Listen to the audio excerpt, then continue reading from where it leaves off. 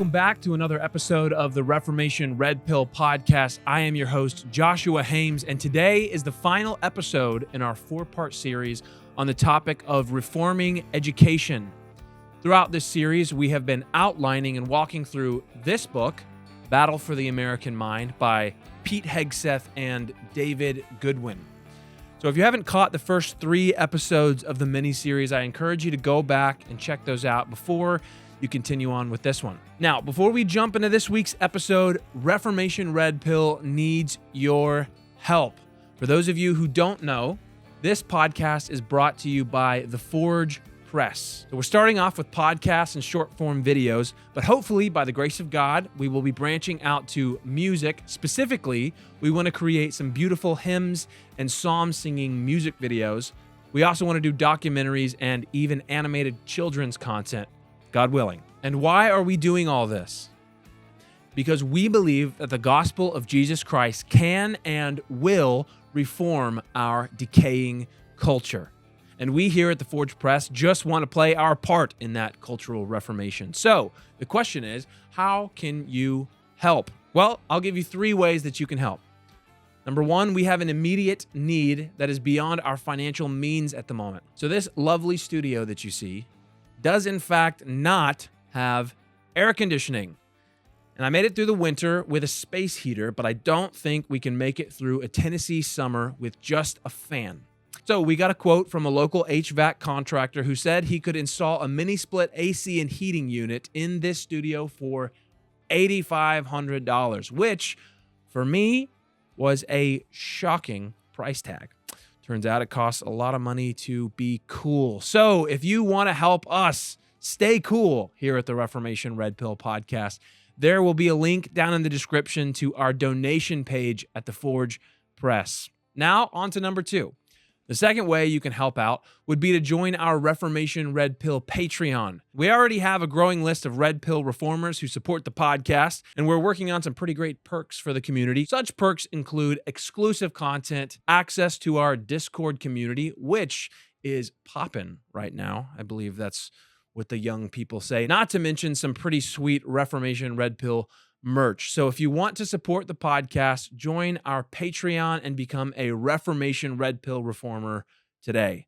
And finally, the third way that you can support this podcast is to simply just give it a like, give it a subscribe, go give us a 5-star review on Apple Podcasts and Spotify, and share this podcast with a friend. Seriously, that stuff helps us out more than you know.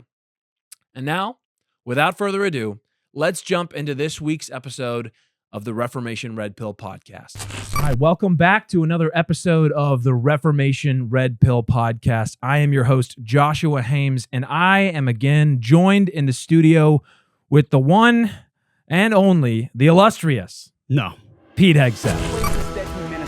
It's Jesus. God. Push to Fox and Friends weekend. Glad to be here, Joshua. It's great to have you here. Honestly, this is your 3rd time here in the studio. I think you might have earned yourself like an intro music or of some kind. No way. Uh-oh. No, It's coming in post. Is it really? Oh, it's coming in post. You pick it, whatever you want. It's going to be good. Is it? It's going to be good. It's going to be good. So we've got Pete Hegseth. If you guys have been following along, you guys know that he is, well, I'll give me the elevator pitch. Who is Pete Hegseth? We got 4 floors to go. Yeah. A Christian father, husband, was in the military for many years, a believer in God and his role in this country, and slowly swallowing the Reformation, not hesitantly, sure, but over time, as you have come to sort of understand more and more what our role should be in Christ's kingdom and how we exercise it through our families and our communities and our work. And so Battle for the American Mind was part of that, a big part of that. Huge. For me, and led to a transformation for our family. That the reason we moved down here to Tennessee is because of the issue of education, and we're so grateful for it. And I think that's part of what we're hoping will encourage other people to do also. That's huge, and I love that that's your story, because that's my hope and prayer for people as they listen to this podcast, as they go pick up your book, Battle for the American Mind, you and David Goodwin, as you guys read that. I pray that God's people really would, and we just prayed this, that God's people would be convicted to make serious changes to their life for the sake of educating their children. And so I'm so thankful that even having you on here, that is a part of your story, that it was worth the sacrifice. So for the last 3 weeks, we've been on this topic of reforming education. And so here at the Reformation Red Pill Podcast, we believe that Christians are called to make disciples, and that means, as part of the Great Commission, that means reforming culture. We were taught to not just make disciples, but to teach the nations to obey all of Christ's commands. And whenever we do that, we believe that results in cultural reformation, cultural transformation. And if we want to see culture reformed, our primary battlefronts, as we've mentioned before on the podcast, are the church, the family, and education. Of course, it all starts with the individual heart, coming to know the Lord Jesus Christ and follow him. But as far as reforming and the battlefronts that we must prioritize, it's church, family, and education. And when I say reform, I said this last week, I mean reforming to the Word of God. We are seeking to apply God's Word to all of life. It's called the doctrine of the sufficiency of Scripture. The Scriptures are sufficient, not just for faith, but for all of faith, things having to do with faith, and all of life. And so we want to apply God's Word to all three of those. So for the last few weeks, we have focused on this educational side of our Reformation battlefronts that I just mentioned. So Pete and his book, Pete and David Goodwin and their book, Battle for the American Mind, it's been kind of our guide. That's why we held up the book. I highly recommend, if you haven't yet read it, go read it or audiobook it. That's what I've done 4 times now, I think. Oh, boy. You need a better hobby than that. I know. I read to you in a soothing tone. I know. Yes. I just can't get away from just listening to Pete's voice. I get some withdrawals after not seeing you on church, only on Sundays, But before we jump into this week's discussion, I want to invite you guys out there. Call to action would be to like, subscribe, comment on these videos, just engage with it. And if you really want to support what we're doing, go give us a 5-star review on Apple and Spotify. That stuff really actually helps. So I'm asking you guys, if you guys want to support what we're doing, go do that. And if you really, really want to support what we're doing, you can join the Reformation Red Pill Patreon. I mean, you get some good deals in there, all right? We got a gorgeous mug that you get if you join the Knox level. So join the Knox level if you want a mug. But if you just want to support what we're doing, broadly speaking, do the like, subscribe. It only takes a second. So with that, we're going to jump into a quick recap of the last 2 sections of the book. So we've been kind of marching through the book, beginning with the depth of the problem of education in America, moving on to the history of the problem. Pete, could you give a quick summary of those 2 sections of the book? Yeah, I mean, the first step to recovery is understanding the depth of your problem. Yeah. So the first part of the book is saying, okay, you thought education was bad, but it's a lot worse than you thought. Mm-hmm. And it launches off of the COVID moment when the classroom was brought into every family's life, and they started to see things that the school was intentionally hiding from parents. And that was this book actually started before COVID. Yeah. But then COVID created that accelerant where everyone looked around and said, 1619 Project, gender pronouns? Yeah. What is this stuff? Mm-hmm. We didn't know it was in there. It was intentionally hidden, is still hidden to this day in classrooms. In fact, we were at Grandparents' Day at the school where our kids go. It was a beautiful day, wonderful day to have the grandparents in there. And you still realize, though, my parents were in the class with 4 of our kids for 2 or 3 hours, right? Seeing what they do throughout the day for grandparents. But you realize when you drop your kids off, you watch for 45 seconds, a minute, and then you leave. Yeah. And at their school, we're welcome to go anytime we want. That is so Walk into any class anytime you want. But you realize, I really see almost nothing. Mm-hmm. I have almost no idea what my kids do at school unless it comes home with them in their backpack. Right. Or I get emailed from the... So if your institution isn't fully aligned with your values, imagine what could be said behind those closed doors, or what is being said and then not brought home in a packet or a folder or in their backpack or emailed to you. The problem is worse than you think. So that's the depth of it. Yep. And then the history is just, here's how they did it. It wasn't an accident. It wasn't just a couple of radicals that showed up in the 1960s or ever since BLM. This is not an accident. It's been a 100-year progressive takeover. They've targeted the schools, the curriculum, the classroom specifically with a specific ideology, and an ideology a worldview they knew they wanted to reject. Yes, which is Western Christian paideia, which is the worldview that built Western civilization and America. They wanted that gone, right, and that was their project. Yeah. Man, I really encourage you guys to go back, and if you're just now jumping in, go back and watch those episodes, because even going through in the book, it was astonishing to me just how, like you just said, you think it's bad, and then you realize it's worse. And I feel like with each turning page, it's worse than you thought, worse than you thought, worse than you thought, to the point where, and I've touched on this every single episode, but I want to remind you guys what my hope and prayer for you, dear viewer, is. My hope and prayer for you guys is that you will understand that our government school system has been one of Satan's greatest tools for excising Christ from not just our classrooms, but our country. That's the end goal, is to have a progressive utopia that is essentially godless, right? A humanistic progressive utopia. That's what they're aiming at. They don't even know exactly what that looks like. Well, it'd be a total dystopia. It'd be horrible. Yeah, exactly. Yeah, But it'd be a dystopian nightmare. Yes. That's what an egalitarian dystopian LGBT nightmare. And the progressives, the primary tool in doing this and accomplishing this has been the takeover of our education systems. It's not just higher education. They have been coming for your kids for generations now. Okay.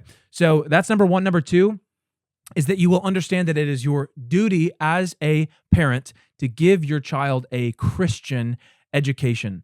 And we've gone into depth already on the subject, on the idea of paideia, how your duty isn't to just give your children knowledge. And maybe if you want to touch on that for a second, like, what is the Christian paideia? Just a reminder. Well, school is not just an information transfer. Right. That's why I can't stand, you hear it on cable news all the time. I want to teach my kids to read and write and do it. It's not just a knowledge transfer, how to do algebra. It's what do we believe as a people? That's what paideia is. It's the education and enculturation of our youngest. It's the passing on of our virtues, of our values, of our worldview, of the vision of the good life. Yes. Onto young kids. What do they revere and hold up as good and right and true and wise and beautiful? That's what education was always about. The pursuit of wisdom, the pursuit of truth. And we've gotten rid of all of those things and said, no, we want to teach you certain skills for some future job, and we don't want you to learn to reason or use logic, because that would make you ask questions. Right. And we don't like people that ask questions. Right. Easier to control if you don't know how to think. Yeah. Right. So yeah, that's the second thing we want you to take home from this, is that it is your duty not to just give them knowledge, but to give them a Christian paideia, right? A Christian ordering of the affections, a Christian education. That's the word I'm going to use to summarize it. And to not do so is tantamount to sinful neglect. And we talk about, and you go into depth in the last chapter about how, not everyone can just right now immediately pull their kids from public schools, but probably most people can. It would take a lot of sacrifice. That's the thing. Some people, I'm imagining the single mom who just has no options. Okay, the question then for her is, and she wants to give her children a Christian education, is, okay, you can't do it right now. What steps do we take? And the other piece of it is this is where churches have really failed, because that single mom should have a church coming in on the back end to say, we're going to make this happen. We're going to make sure your children get a Christian education. So it's essential that you give your children a Christian education. And lastly, the third thing I want you guys to take away is, I was radicalized by this book. I want you guys to feel that call to action to do something. And we'll get into this in the last section, I think it may be the last chapter, but the inaction is not an option. That's what I'm hoping that you guys take away. We can't just keep going with the status quo. We've got to do something. Absolutely. Have you ever read, did you read the Ransom trilogy? The Space trilogy? Oh, no. So good. Put it on your list. It's transformative. It's one of the most important. It kind of applies to all of this. Where did we talk about it recently? Maybe the men's book study. Men's book study, yeah, and I think I asked the question: how do I not know about this? It's one of Lewis's. Yep, I think maybe one of his most important works. But there's a scene in it in the second book where the main character, he's in a situation that is just seems to be getting worse and worse, and he knows he's got to do something really hard, but he doesn't. He knows that it feels impossible to do it, but he knows this can't go on, and that's the refrain he keeps saying. This can't go on. That's how I feel about Christians with the public school system. This can't go on. Just can't go on. So a lot of people will like that reference. Highly recommend the Ransom trilogy for you guys out there who haven't read it. That means me. Yeah, that's right. So, so we're finally here, part 3 of the journey through the battle for the American mind. And as you labeled this chapter, as you guys chose the name, or this section of the book, A Solution as Big as the Problem. We've seen how deep and how big, how wide the problem is, and now we're getting into the solution. And you've already kind of laid out the WCP, the Western Christian Paideia, which essentially that is what you're arguing is the solution, right? Along with how that actually comes about, which is classical Christian education. I'm glad we're on this. It's my favorite part of the book. Yeah. Because it does give you hope. Yeah, it's fun. And it should motivate you. Right. And frankly, and I say this as someone who's written multiple books that tried to do a solution section, but it really just becomes this cobbled together group of paragraphs that suggest certain policy positions or talking points about what you could do. And everyone's heart's in the right place. Okay, I just wrote this really long polemic about all the problems in our country and our culture. And I'm leaving the reader desperate at the end. Most books give you 5 pages of slapped up there, okay, this might work. Right. This is, I think, the longest part of the book is the solution section. Yes. And that's intentional because there is so much fertile ground there in the solution. And we mean it when we write a solution as big of the problem as the problem. And, the book is dedicated to the parents who pioneered classical Christian renewal now 40 years on. What you realize is the comeback has already started. There is this solution. I've been interested in education for a long time. I had no idea. I've been a Christian. I had basically no idea. And a lot of people out there think, okay, my options are limited to kind of what I'm familiar with. I've never heard of this. Classical sounds old. What is it? The solution is right in front of us. Yeah. It's being more and more developed every single day. It is a beautiful thing to watch. And as I join David in this journey, this is what he does every day in the classroom. I mean, David is he started a classical Christian school. He runs the Association of Classical Christian Schools. His job is to develop and build and expand Christ's kingdom through classical Christian schools. So he educated me in this process. Excuse me, I get excited. He educated me in this process about the solution. And the more we wrote about it together and talked about it together and formulated how we wanted to put this section together, I said, this is possible. It just has to be done right. And that's what we tried to lay out in this section. I so appreciate that because you're right. So much outrage porn sells books, right? You can just say, here's all the problems. Here is how devastating it is. And like you said, so often it's just like, here's a little, maybe this will work. But you guys go into depth. And that's what I love. That's what got me so hyped was like, okay, this is a plan that I think we could actually do. And that's the thing. So many people there, I think there's a lot of gurus out there who are actually really good at identifying many of the problems in modern society, like Jordan Peterson, awesome at identifying the problem. The problem is without the truth of God's word. I mean, the fear of the Lord is the beginning of knowledge. Without the fear of God, the truth of his word, and a commitment to Christ, you cannot come to the true, ultimate, good, beautiful solutions that are necessary for. And that's woven through this entire section. Yeah, and it's exhilarating, honestly. And we'll just jump right in to the first section, which are reason and virtue, 2 towers of freedom. 2 towers of freedom. So I guess my first question when it comes to this section on reason and virtue is, why is it that we are getting dumber? Maybe intentional. Yeah. And to set the context of this, we identified kind of four core battlements, meaning you think of also the castle and the battlements of it, of Western Christian paideia. Yeah. So what are things that our forefathers identified through their study of Scripture and then their understanding of education that are essential to pass? Because here we are in the solution section. We're talking about what we're for. And in what we're for are reason, virtue, wonder, and beauty. And all of those are meant to be vessels to pursue Christ and truth. Right. So through those things, you approach God's creation, the image of how we're supposed to conduct our lives, how we're supposed to seek truth. And so we broke down the four of those and how they're under assault in our culture right now. So reason's a great example of that. Why are we getting dumber? Because we're intentionally being taught not to reason. And the example we use here is we go through kind of the modern manifestations of that, the SAT. The SAT was always meant to measure reasoning. Right.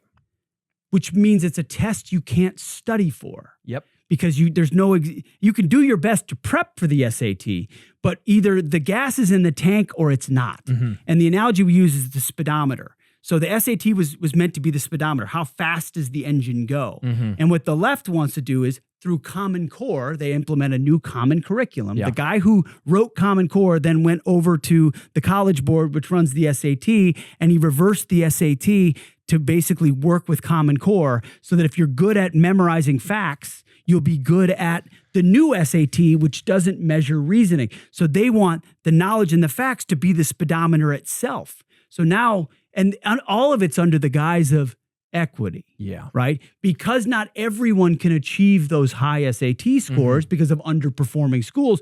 We're not going to try to fix the underperforming schools. Yeah. We just want to fix the test so that certain kids can study for it. And as a result, now a lot of colleges have dropped the SAT completely in the name of equity. Right. So we're even beyond where the book was at this point. Now they're just dropping the SAT, not changing it, because reason, when you're actually reasoning, you're trying to get to the truth. You're trying to get to logic and proper thinking. And our schools don't train or teach on those things anymore, so they've completely abandoned them. When I hear that, it seems so insane to me that the solution is whenever they see, they're aiming at equity. So they're seeing inequities between races, right? So there's a smaller number of blacks getting into this Ivy League college than there are whites or Asians or something like that. And so the assumption then becomes, because of like we got into in earlier episodes, because of that cultural Marxist worldview, is that it can't have anything to do with the schools that they came from or anything like that. It has to be the fact that this test is racist. Yes. It has to do with this school. There's something wrong with the test rather than it.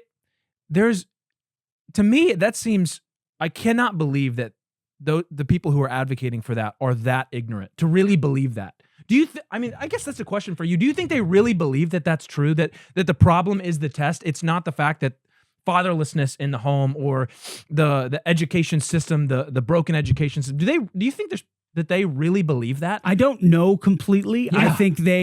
I think they feel like this is the place where they can tinker and manipulate with the tools that they have to try to produce this outcome they promised to produce, but they couldn't otherwise. Yeah. And so they try to wring out that solution.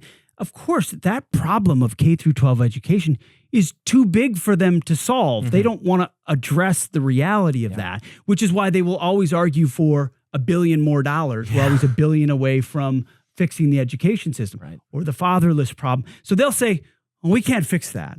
But what we can do is let more of a certain amount of people into certain colleges and then have a reverse engineering of a correction of that. But it always means if someone else is being pulled up, someone else is being pulled down. Absolutely. And usually everyone's being pulled down. Exactly. That's what equity ends up looking like. And so when you pull reason out, then you stop training the minds of all kids to prepare for a reasoning test in the SAT, which means all of the education gets dumbed down for everybody. Right. And the idea is, okay, now everyone's a little dumber, and we've got quotas, which were just deemed unconstitutional in a lot of other. So now they're finding new machinations and ways to work around it, socioeconomic, whatever it is. And you see that in professors who see their students have the highest level of confidence they've ever had in higher education and the lowest level of competence. Right. Because the SAT has been scrapped or gone, and so we're not measuring anything real. We're looking at kids usually who could study for a test, but they had the answers in front of them, and they weren't actually taught to reason. Did you ever see that movie Idiocracy? I did, yeah. It is Yeah. tragically prophetic. Like, that's the Big time. direction that we're headed. It's insane. And you asked the operative question, do they want this? And the answer is yes. Yeah. Is yes. And it goes back 100 years ago to what we talked about in previous episodes. Mm-hmm. They wanted workers. They Yeah. didn't want thinkers. Mhm. And workers you can transport certain amount of knowledge, and then you put limits on the revelation they have or exposure they have to any other part of the conversation. Who am I in the cosmos? Who am I in relation to God, in relation to truth, in relation to wisdom? All those are gone from government schools. Right. It's what can we teach you and everybody the same thing, and then teach you to the test that's all written in a specific way to get rid of having to think, but just regurgitate. Man. And they've gotten, and as you said in this chapter, David Coleman is just one guy. Yeah. I mean, he's the guy who helped initiate Common Core, which was pervasive under Obama, and they were successful to do that through most states adopted it, not all, some rejected it, but then he took over the College Board and made sure the test mirror. I mean, that's why people can be accused of being conspiratorial, but no, when you look at the actual evidence, this is the guy who ran these programs, and he's intentionally connecting them together because they were meant to work together.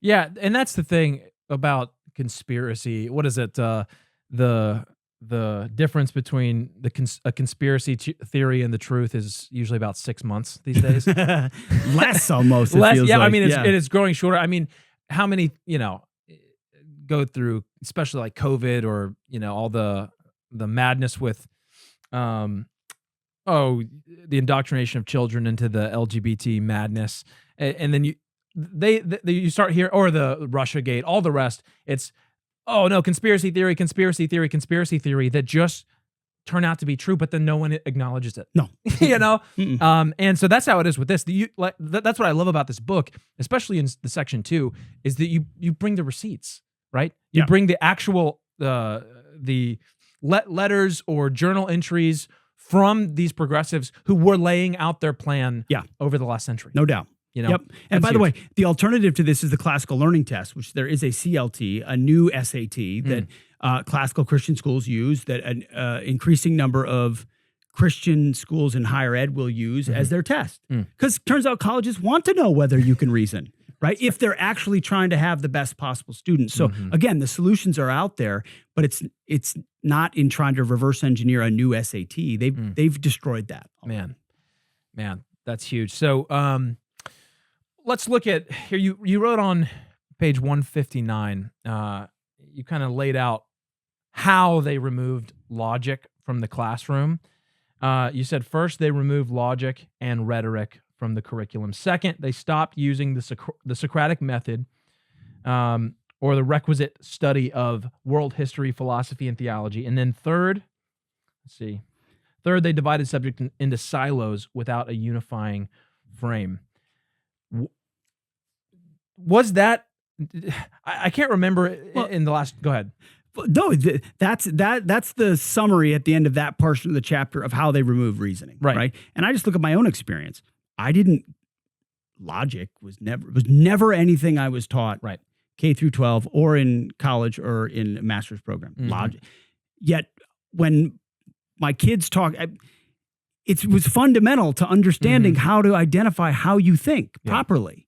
And so I think like a mess. Yeah. But I try to figure it out. Yep. But I never had a frame for it. And the Socratic method, I mean, that was never, it was total. What even is that? Exactly. Most people, total regurgitation mode across all of my classes. Yeah. I just think of the top level, college level courses I took in a public high school in a perfectly fine school in Nowhereville, America, were just bubble tests, is basically how we answered questions. There's no Socratic method or study of theology or philosophy of world history. I had an option to take one world history course. I took Russian civilization. I know a lot about the czars of Russia. Yeah. That's it. And then they divide the subjects into silos with no unifying frame. Unifying frame? Mm-hmm. I mean,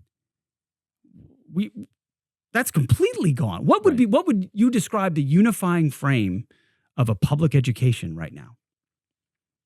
Oh, they can't have that. Respect, Right. Diversity, good conduct, being smart. I don't know. I don't know how they would describe it. Yeah, well, they really can't. It's because the modern government school system is fundamentally a product of the humanistic, atheistic, progressive agenda. They by virtue of their foundational first principles cannot have a unifying frame. They can have, which you get into later, which are the values. They have these values that they come up with, but they can't have a unifying frame. I might be getting ahead of it, but I love in here you or David described the difference between a web. Where is it? It was how classical classical education helps you to envision education more as a web and less like a chest of drawers, where it's like, here's information here, you can get this information. Mm-hmm. But within the classical Christian framework, because God is the unifying principle and all of life is his, all truth is God's truth, then everything connects together, right? There is a fundamental unifying framework. But without that, you've just got random bits of disconnected information. And then you have random bits of disconnected kids. Yeah. And you wonder why we have all these identity crises and depression and what am I a part of? Yeah. What am I seeking? Right. I'm opening a drawer. I'm gathering information. I'm putting it back. I don't know why I'm here or what it all means. And that's the thing about education, or as we talk about paideia, is that paideia doesn't just give you, like we're talking about, information or even imparting affection. That's all part of it. The piece that's missing in the modern education, the progressive paideia, is telos. Where are we going? Mm-hmm. What is the purpose of this whole thing? What is the purpose of life? That's all a part of the education of the child. Why am I here? Where am I going? And the thing is basically the humanistic progressive education says, who knows? And they not only who knows, they say, well, you tell me. Yeah. And so they have to dig into their tiny little mind and their tiny little heart to find out who they are, what they are, and to express that. And then, so that brings on an incredible amount of anxiety. We were not meant to be self-defining creatures. We are God-defined, created in his image, right? And so it brings on an incredible amount of anxiety in a young child to say, okay, instead of the parent coming and saying, this is who God says you are, instead of the teacher saying, this is who God says you are, now we say, okay, tell us who you are, little Johnny. Correct. And it's like, I don't know. I look around. They like this. This is what everyone else is saying. I guess that's who I am. Yep. I don't know. Yep. And so they just look around. Instead of looking to eternal truth, they're looking inward. Yep. Right? And the most barely made it into the book, the most recent manifestation is social emotional learning. I mean, it's in the book. We talk about it, but it's exploded even more so. And there's been some articles written recently about kids, like exactly what we said, they start math class by asking, well, how are you feeling today? Like, what are your emotions today? Yeah. And maybe did something bad happen at home? Or are you feeling third, fourth, fifth graders, which first of all has nothing to do with math. Mm-hmm. Second of all, does lead to this vomiting of emotions that kids have inherently. Right. And third leads to, why do my friends know all of this now in front of a class? I mean, it's just all... It's just nothing. It's muck. It's ick. And teachers embrace this as a substitute for truth because they're not equipped to teach it. They're not allowed to teach it. Right. They wouldn't know how to teach it if they tried. So there's a new method that gives them a frame that puts the kid at the center. It's all kid-centered as opposed to Christ-centered. And we've inverted the entire thing. Absolutely. And man, I remember I read a quote when I was originally researching and studying this topic, reading Dorothy Sayers, and then I came across one quote from Doug Wilson that was inflammatory but right on. I think it was at the beginning of his case for classical Christian education, but he basically argues that because our education system essentially says there's no purpose, it is fundamentally nihilistic. So they would probably argue it's existentialistic. So you have to create your own purpose. But the thing is you're not given any, like we've talked about, unifying frame or direction or where am I going? And so really they're being taught, whether implicitly, not explicitly, but implicitly, that the universe has no meaning, that the universe has no ultimate meaning. And that is to tell this kid to stare into the abyss and say there's nothing that we're aiming at. And so he argues that, and it was inflammatory, but I think he's right. He's like, so what I'm saying is those school shooters got the memo. They actually learned what the school was teaching at a fundamental level, that everything is nihilistic. Why do anything? I just read the brothers Karamazov, and Ivan, one of the brothers, he basically makes the case that, well, if God isn't real, anything is permissible. And we are fundamentally teaching our kids, not explicitly in government schools, but implicitly, there's no God to answer to. There's no purpose. There's no anything. And that's exactly where children need to be given all of that, the purpose, the meaning of life. Who are they? All of that is found in God and what he says about us. And that's the scary part of where we land right at this moment.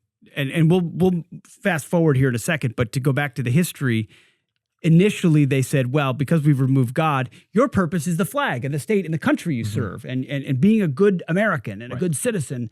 Well, that's all been jettisoned now. Yeah. Right. And now it's, well, what identity are you? And you tell me who you want to be. And beauty is in the eye of the beholder and all of these. So then you can't maintain any objective standard whatsoever. Right. Anyway. No, that's great. And we'll get into that a little bit more moving forward. We've kind of touched on that first battlement. The second one, the first one being reason, that they have intentionally tried to knock down. And we've got the second one, virtue. Let's see. I mean, yeah, there's two different types of virtue. I mean, Christian virtue is, there's law. It's passed down from God. It's page 164. Man's institutions are good or bad insofar as they conform to this law. Our culture the same. Second, virtue is not just a conformity to the law, but rather an alignment of the will with the divine. So the will is driven by affections of the soul.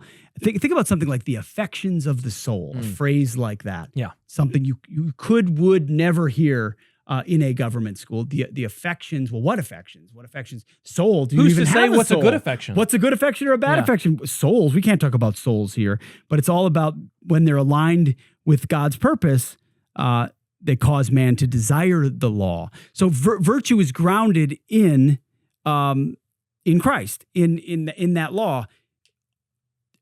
The world would say, well, we don't need virtues at all. What is it? There is no virtues. There's no objective thing that I can look to for that. We're claiming that virtue is objective. Correct. And they say, no, there is no they cannot, by their very definition, in the secular humanistic framework, they cannot have transcendent objective virtue. So that's where I loved you got into this difference between virtue and value. And that's I think the big takeaway from this portion is, so when they couldn't do virtue, they just changed the word. Because you can't not have something you're aiming at, right? Correct. Yeah. And this blew me away too. There's a chart on page 172 for those of us that are more visual, like myself, that breaks down just the historical use of the word values versus virtue and morals. That was fascinating. Really, because even the conservative right, like values voters, values. When I talk in common parlance, I use the word what are your values? Do we share values? Right. That's just how we grew up talking. Well, if you go back, what is it, just 100 years ago, it was all virtues. Virtues is how people discussed. It was, what virtues do you have? Values was almost non-existent. It was almost never a word used in publications at all. Yeah. And so as these virtues became things we couldn't pursue anymore, something had to replace it, and values skyrocketed to the top, because they're my values. They're your values. Yeah. They're his values. They're her values. Right. Don't tell me what my values are. That's right. They're totally subjective. They're completely subjective. Yeah. Yet they sound like virtues. They do. They sound like virtues, so we employ them the same way. It's just like equity and equality, or it's democracy. It's words we like, that we're familiar with, that sound good, and now we have shared values, which are really a rejection of virtues. Man, that is huge. And they did it right underneath the surface. Yep. And that manipulation of language is such a, oh man, it's so fascinating, and it's so insidious and brilliant. It's brilliant. Because they take a word that brings you makes you think of something positive, something good, and then they inject their meaning into it. Correct. And then they slowly replace the real objective good thing that, like the values virtues thing. Yep. There's nothing. Values are good. Values are fine. Everyone has values. That's okay. But then whenever they inject their meaning into it and then replace their the word virtue, you also replace the idea of virtue. That's kind of gets into like 1984. You know, where if we can change the dictionary, eventually if we can take this word out of the dictionary, eventually we will make them stop thinking of it altogether. Right? So if we can take virtue out of the common vernacular, we can get them to stop thinking in terms of objective virtue altogether. Correct. And it works. And again, they did it in phases. Right. So it was virtues, and then it was morals. Right. So when you go with Western Christian paideia was virtues, the American progressive paideia, again, if this is Greek to you, go back to episode 1 or 2. American progressive paideia was kind of that second phase over 100 years where it became about allegiance to state. Right. They talked about morals. Morals sound a little bit more like virtues. Do you have good morals, bad morals, right? Yep. Then they slowly transitioned it in the culturally Marxist phase, or in the American progressive paideia, over to values. Yes. And now we're talking about values, which is good values, bad values. I don't know, just my values and your values. Whereas morals sound like you stand for something. Right. Right. Right. They're a shadow of virtues. That's great. They're a shadow of virtue. They're a shadow of virtues, whereas values are the pivot to no man's land. So like you summed up here at the end of that section, where you've got progressives have their values, Christians have their morals, and virtue is gone. Absolutely. Yeah, absolutely, man. But then they can't just, like you said, they can't just say bye-bye virtue. So they replace the virtues, the classic virtues of good, truth, beauty, or reason, wonder, the ones that we've just been talking about. They replace those with, I love this section here where you talk about the 5 pseudo virtues. Yes. Right? Of tolerance, inclusivism, egalitarianism, multiculturalism, and environmentalism. If that doesn't sum up basically what I learned in college, I don't know what does. Yes. Like, no, I'm serious. Like, as I read through that list of isms, I think, oh my gosh, I went to a Christian Baptist college, but I left with a greater affection and affinity for those values, right, than I ever had before. And it was like, it was in the water that we drank. Yeah. You know? And that blows my mind how successful they've been so as to even infiltrate the Christian schools, right, with these particular values. And the book lays that out too. It's Christian schools that have been just as susceptible to these changes. I mean, I used the example loosely just a moment ago, but I think I can't remember which Christian group had it, if it was the Family Research Council or something, but it was their flagship event is the Value Voters Summit. Like, even Christians are saying these are our values. Right. So pick your own pseudo. I mean, you could tweak those a little bit here or there, but you're basically looking at diversity, equity, inclusion. Yeah. You're basically looking at gender pronouns effectively. You're looking at environmental worship. Yeah. You're looking at, and I joked in a previous episode, you want to get a sense, walk into your school and see how much they talk about recycling. Yeah. But that was like 20 years ago. Right. Right. If they're talking about recycling now, I mean, they haven't gotten the last 15 memos. Yeah, they're conservative. They're conservative. Yeah. If they're talking about recycling. Yeah. But you can see these pseudo virtues. Right. And you should beware. Man, you finish up this chapter talking about saying the American progressive paideia turned cultural Marxist paideia is now based on these pseudo virtues that we've been talking about, and that does not include Christian tolerance. Now, the word tolerance for any Christian at this point now has this kind of connotation where you're like, ugh, tolerance. No, that's, because now it's been what their tolerance is tolerance of anything that fits within my progressive framework. Correct. And if it doesn't, intolerant. No, I mean, it's so funny because I have people on Twitter just saying how horrible I am, how my views are we need to get rid of all your views because of tolerance. And I was like, you just hold up, what? And I always say, because they'll even say tolerance in their like their accusation and how my views are so backward, need to be excised from America or from whatever. No doubt. And they'll even use the word tolerance. And I always say, will you tolerate my views? Like, will you? No, we can't tolerate your views. Tolerance would demand that. It's like, what? Do you see you listening to yourself? Did you read what you typed? You know what I mean? But that's because, Christian tolerance is a real thing, right? That's how we have freedom of religion in our country, is because of Christian tolerance. Because, our founders set up a system that, because the ethos, the paideia of our country was so Christian, so thoroughly Christian, we can have freedom to worship power, and even the freedom of religion that our founders were thinking of was much more along the lines of freedom of denomination. Not so, that's a whole nother discussion, but that's more what they were. Everyone's Christian. They wanted to make sure that, King George couldn't tell them that they had to be Anglican. You know what I mean? Yes. It was the concern of a state church. Yeah. And there were state churches for the first, there were individual state churches. Yeah. Yes. Yeah. For the first, how many decades of our nation's history. Anyway, so Christian tolerance is a real thing.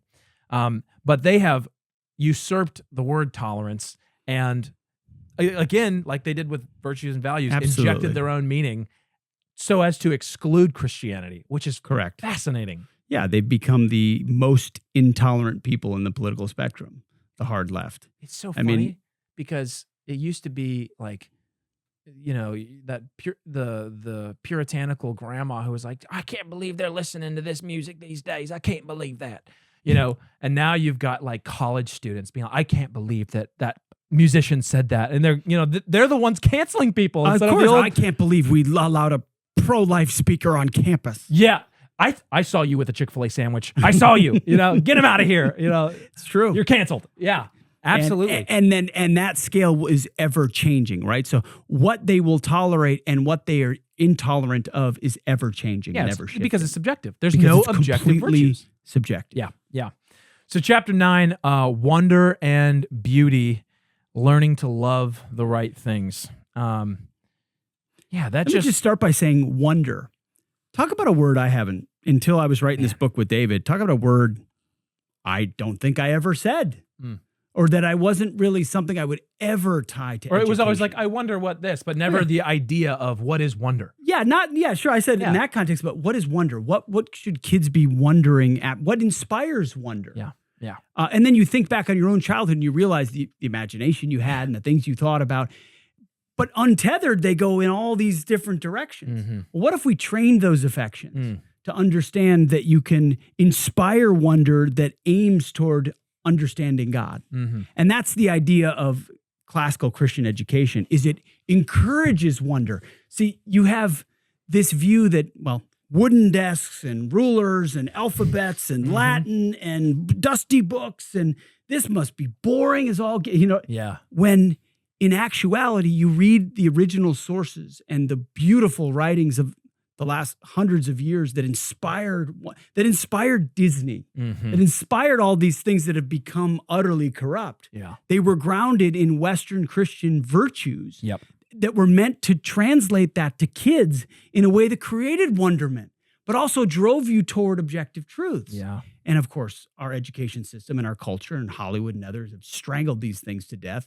And what we use in this chapter is we provide a number of examples where, here's the original, one of them is Jungle Book. Here's the original play of Jungle Book. I loved this section, by the way. And what it taught versus the Disney version, which stripped all of the virtues out and made it a silly story about monkeys and trees and all of that, when the original version was about discernment with friends and who you would spend time with and who you would listen to. And hierarchy and authority and discipline. All of that was relayed in a children's story that created wonderment, but also passed virtues along. They stripped that out too. Dumbing down wonder makes it more boring. And so you're less willing to be insightful or to seek it.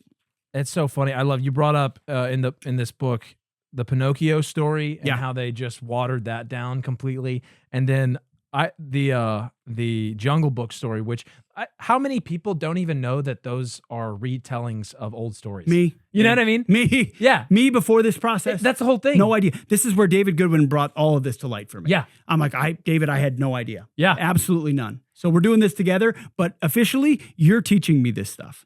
And we're writing this down together as a project, but I'm a reflection of all the people watching who had no idea. Man. And so we just took in what we took in. Yeah. But you don't realize there's this fertile soil underneath the garbage on top that has been covered up on purpose and stripped of its nutrients. Yep.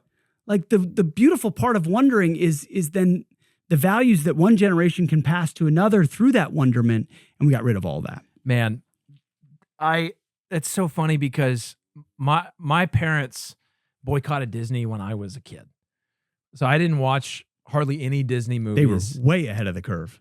Oh yeah. Yeah, I mean, I wasn't allowed to watch all the Disney movies, and they weren't, it wasn't like a hard boycott, but it wasn't like we will never, but it was just, we're just not. We don't. And then I always kind of resented it a little bit because I was like, all my friends were watching this, Lilo and Stitch or whatever it was, and I wasn't able to. And I remember just being like, this is so lame. Why are we boycotting Disney? That's so dumb. And I think a lot of it had to do with Disney was real early on the LGBT stuff. They had a gay day really early. And I think that's what did it for my dad. He was like, no, we're not doing this.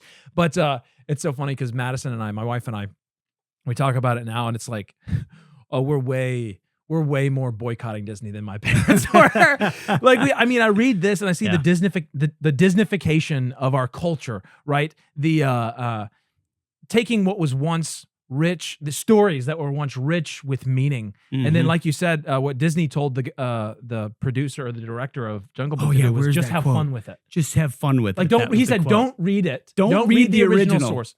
Just have fun with it. Yes. With the ideas, basically, right? And man, that's a huge.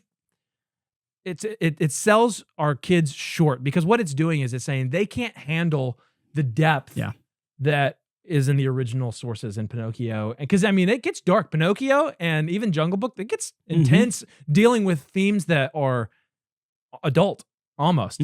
But it sells our kids short to say, no, you can't. They can't really handle that. We just need to make it about having fun and believing in yourself. Exploring yourself. Yeah. Instead of actually going, it's like not respecting kids. I don't know if you know this, Tolkien, he's incredible, Lord of the Rings. He hated Disney because he believed that Disney did not respect children. That's the difference between watching a Disney cartoon or any of these kind of things, and then reading The Hobbit and being like, oh, yeah, this is, this is really intense. Like, this is PG-13. The Hobbit is PG-13, and you're giving it to your kids because, the world is rated R. It just is. Yep. And you got to prepare them for the actual real world. And so, yeah, I'm a big proponent of the Disney boycott now. Well, but I won't name any names, but I know many people who are probably a little bit younger than me, but whose whole worldview is shaped by Disney. So Disney's become its own worldview of who am I with trips to Mecca. That's right, 2 or 3 times a year. Yeah. Because I put on the little hats. Because there's such a void. I'm not talking about Jews. I'm talking about Mickey Mouse hats. Exactly. There's such a void of the Mickey ears that they follow it as if it is a worldview. Yeah, absolutely. And it shows you how successful they've been, even with the garbage. That speaks to this idea of paideia and enculturation of affections and values, because instead of having been given a Christian paideia, they were raised on Disney movies. Yep. That's how they were. We have a generation of people that were raised on Disney movies and Disney toys instead of Christian parents intentionally passing on this Western Christian paideia. They were given the Disney paideia. Absolutely right. Yeah. And we're reaping the rewards, or whatever you call it, at this point. Yeah. So wonder is, but if you walk into, and that's what I love about classical Christian schools, and we'll get into this even more, is they look plain because the wonder is in the books and in the stories and in the knowledge transfer. And it's as opposed to public schools where all the color is on the walls, but there's no wonder in the books or in the stories being told. They're all watered down retellings. Yeah. Or there's no original sources. It's all summaries, but how boring are summaries compared to originals, especially when you're trying to train or test a mind. Yeah. And so when I watch my own kids read these books that maybe I read when I was a senior, if I read them. If you read them. And I probably didn't. You Spark noted them. Yeah, Spark noted them. We didn't have Spark. I don't know what we did. What was the preview to Spark Notes? Cliff Notes version. Yeah. Cliff Notes, yeah. If that, and they're engaging with the content and they want to talk about it. And then we have to read it and understand it. And we have to Spark Note it to understand what they're reading. But it's cool when it actually does come alive. That's huge. I realized on that note that it wasn't until college that I even if you had said, have you read any primary sources to me, I wouldn't have known what that meant. It's true. The primary source to me was my textbook. That's all we had. Yep. Instead of when I got to college and started reading, getting into philosophy, and now I'm reading, I remember my first philosophy course, I had to read Nicomachean Ethics by Aristotle and going into Plato. And it's like, it was a whole new world. It was so wonderful because I was you just read the thing is, all I had up until that point was to read about these things. Yeah. From a progressive perspective. Yes. Instead of going to the primary sources, or in Latin, ad fontes, to the sources, instead of going to the sources and coming and actually thinking through those things, you're just taught how to think. You know, you're taught what to think more than anything. Yes. That's not how to think. Yes. You're taught what to think, actually. Absolutely. Definitely not taught how to think. No. No. Certainly not. Can't have that. So you want to touch briefly on the fourth battle? Real quick. I mean, it can be summed up in one of the subtitles, which is "Beauty is not in the eye of the beholder." That's at least the classical view. Yep. That there is beauty, objective beauty, and the Christian would believe that there is objective beauty. Obviously, our predecessors believed in objective beauty with the kind of art and architecture that existed, and you see that in classical. I saw that at Grandparents' Day again. The art done by the senior class at this school, unbelievable. No, I would easily hang it in my house. Wow. And it could easily be for sale, or it easily could be mistaken for some big time artist of any era. Right. And you go, well, how these kids at this school aren't special. Mm-hmm. They were just trained to understand that creating beautiful art is a reflection of God's creation. It gets you closer to understanding His beauty. Yep. And doing things well and beautifully is important. And when you train that affection, you get beautiful art. Right. You get beautiful music, and you get an appreciation for that beauty, which is meant to glorify God. Right. That's the point, is to glorify God. And so you train your eye, you train your affections, you train your soul, you train your mind. And that's what education is supposed to do, train you toward those affections. Beauty being one of them. Yep. In a culture that says, no, that's two is completely subjective. Well, and throwing paint at canvases and saying it's art. Well, that's what I'm saying. Yeah, our culture is just getting uglier and uglier. Like it's even our art, everything, our architecture, everything is getting uglier and uglier and uglier. And of course it is, because if beauty is not in the eye of the creator, as we believe, if it's just in the eye of the beholder, then you really can't, there's no nailing down a definition for art. You know, you've got the guy who put I think it was called Piss Christ, you know? You just put a crucifix in P. I don't know. Was that in the book? I can't remember. I don't know if it is, but we're certainly. But it's that kind of thing. It's just like, this is art. Example. Yeah, this is art now. Instead of, actually, that is dead. You got it. Got it. Killed it. All right, we have a ladybug infestation in the garage, by the way, guys. So this is my garage studio. So it's beautifully done. But the ladybugs across Middle Tennessee they work in battalion formations. They do. So now I'm officially a lady killer.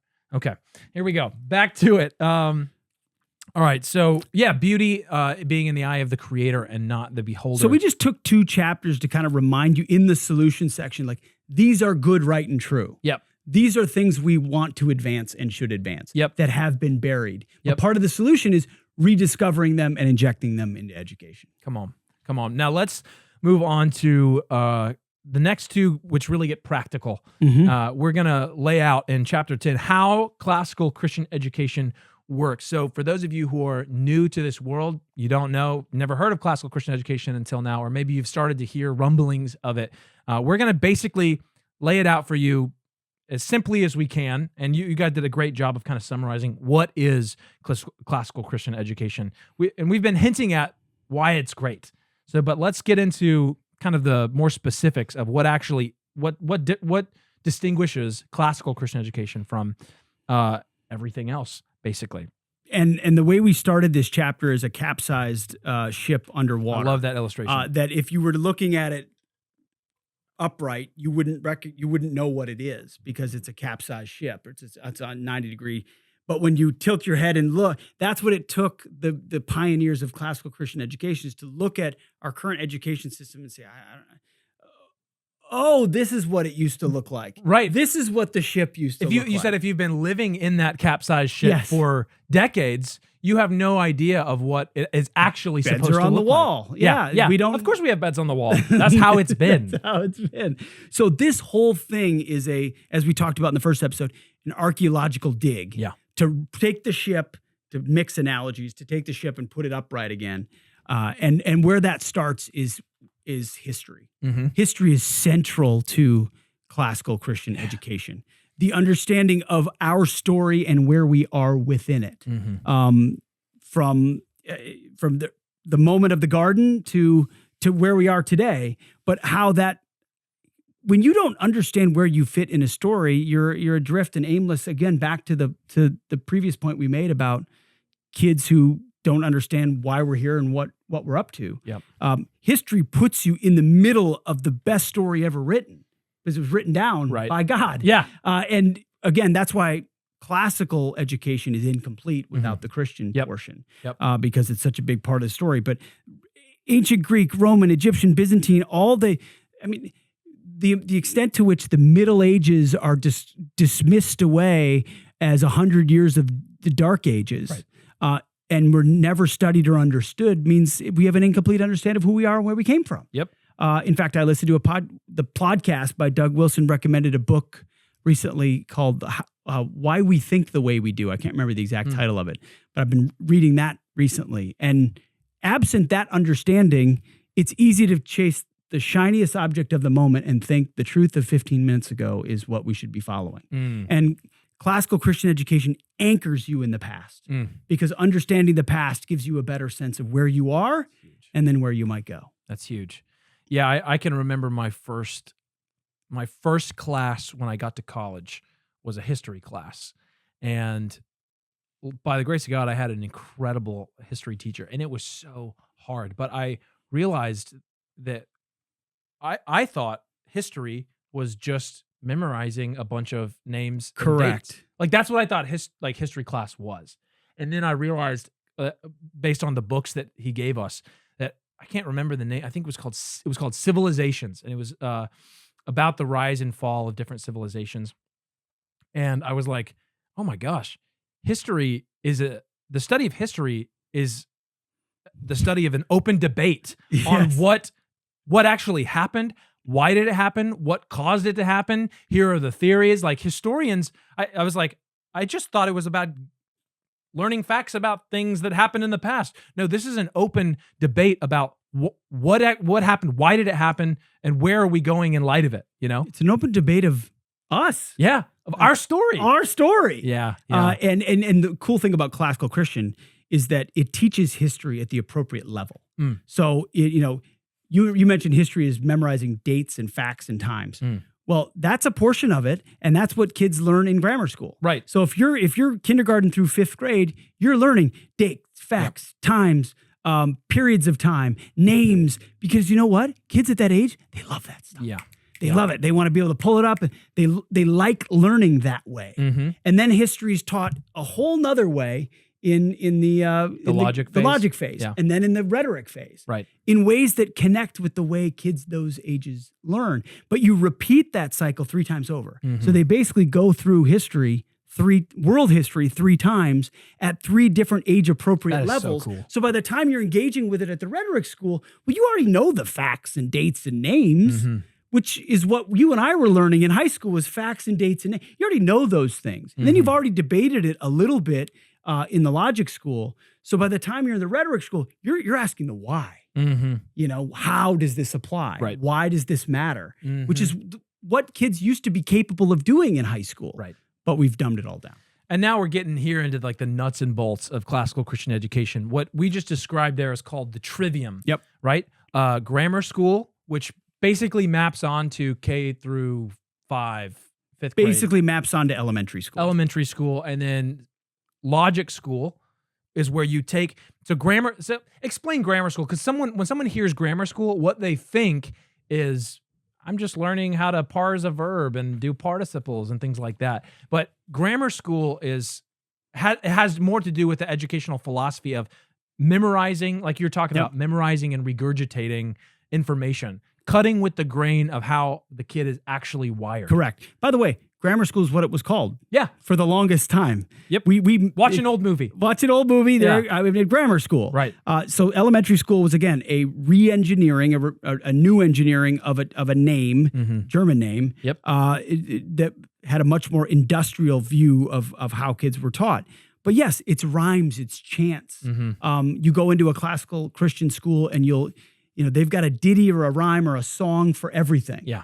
And I'll go to my 13-year-old right now who's about to be in rhetoric school, and he will use those chimes at times to recall things that are useful to him in his studies now. I still, whenever I'm thinking of a book in the Bible and what comes before and after, I still sing the song that I learned in elementary school to get there in my head. To the books of the Bible. Yeah, Absolutely. yeah. And the kids love it. And they love, Dad, I memorized this. Yeah. Or I can sing this song. Right. Check it. And so there's joy. It's not at your desk, just write with your pencil all day long. It's and you see the joy. When you go to the school, you see the joy. It matches the way they learn at that moment. Memorizing things that to us would seem boring. Right.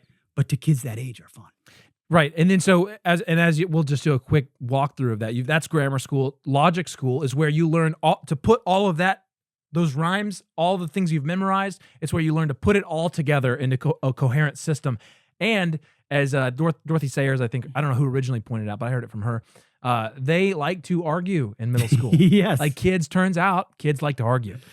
So let them argue. So they've got all these. Teach them how to do it. They've got all these facts. Yeah. All these, which they think translates into wisdom or knowledge. Right.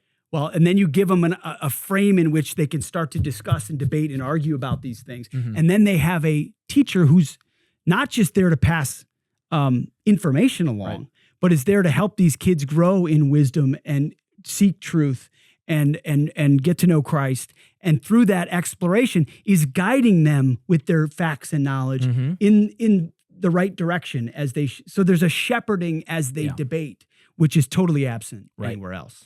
And then we get to what essentially is high school, which is rhetoric school, which is basically how you, at that point where I guess you take all of the grammar school knowledge that you've learned how to debate and think about how it all connects in a web-like format. You're able to now think interdisciplinarily, if that's a word. And then now the task is to get those children who are now coming into adulthood to be able to present what they've learned in a beautiful fashion, right? That's what rhetoric is. Yep. Yeah. They're engaging with big ideas. They're using the Socratic method to expand their arguments, to pull in, as you said, multiple disciplines to make that argument. It culminates in usually sort of a senior thesis or a senior speech that includes a defense of a topic. It sounds like a master's degree. It does. You know? It is. Yeah. And when I've had the opportunity to watch some of these, and these kids, they don't take easy subjects. They'll take a deep subject that an adult could barely debate, put an argument together, give a speech publicly in front of their peers with a panel of judges who then cross-examine them on the... How many high schools do you know could handle a cross-examination on a topic of philosophy or theology or history or politics those are the types of topics they're engaging on, which prepares them to go into a world where you're not just regurgitating fact, where you have to look someone in the eye and make an argument. And the rhetoric school is meant to prepare you for that. I was just talking with a friend of mine who he's got a buddy who studied under, some of you guys might know the name. Have you heard of the guy Sinclair Ferguson? Mm-mm. He's a professor at Westminster Theological Seminary.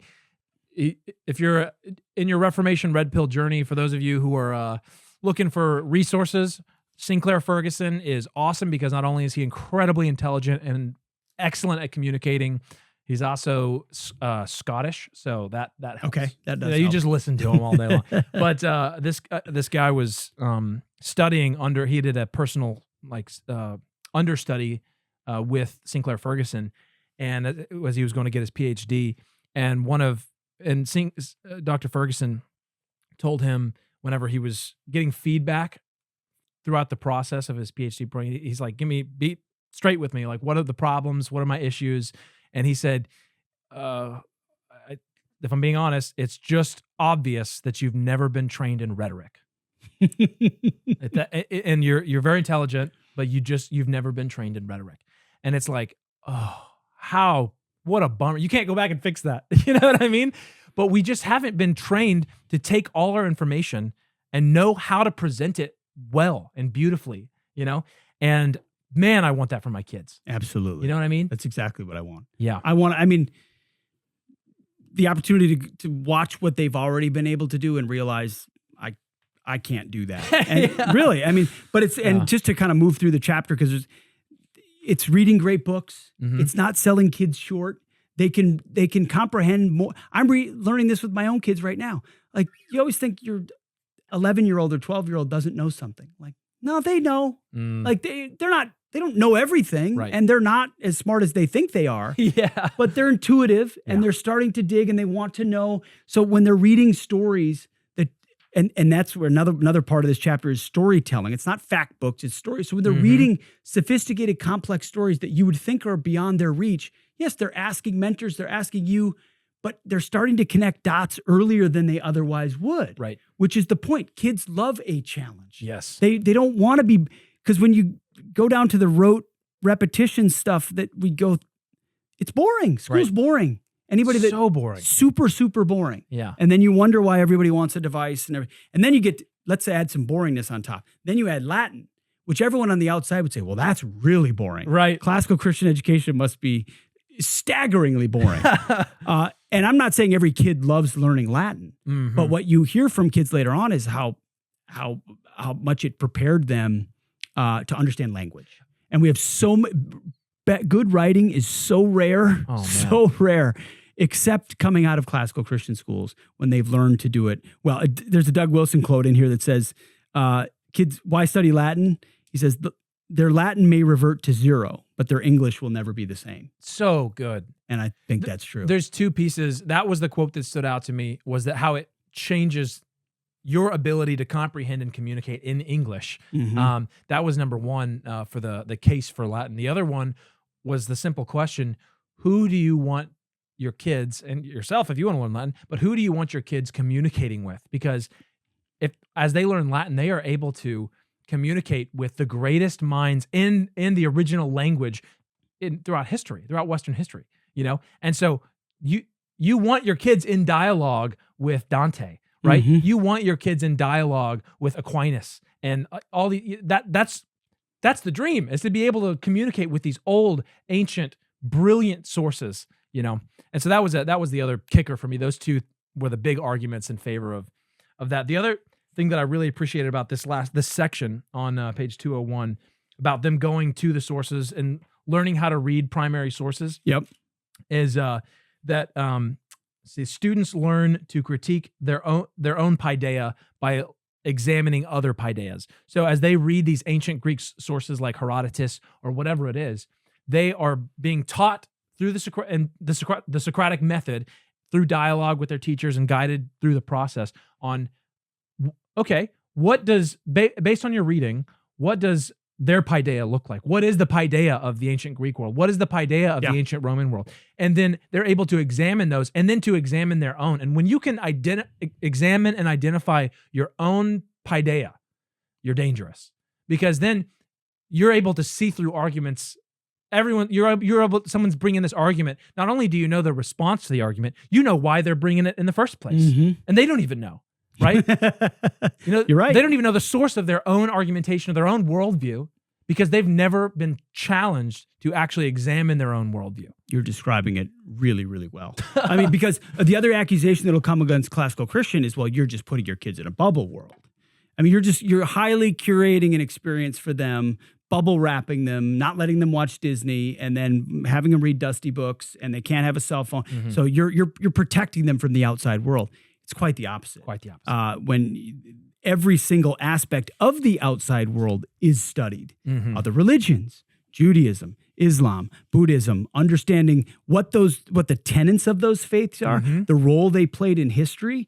Obviously, classical Christian is coming at those religions from a Christian worldview, but understanding I love how you say it on regularly. You don't straw man, you steel man. Steel man, yeah. So it's not straw man arguments. It's steel man arguments about Marxism, about feminism, about any ism you can imagine out there. Here's what this argument, here's the good sides of that argument. And here's then challenging them to make the case for it. Make the case for it. Make the case against it. Yeah.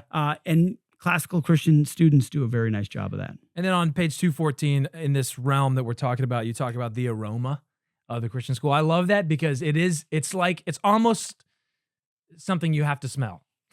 like when you walk in, I remember my first time visiting the campus of a classical Christian school, and it all just wafts in your face. You're kind of like, this is different.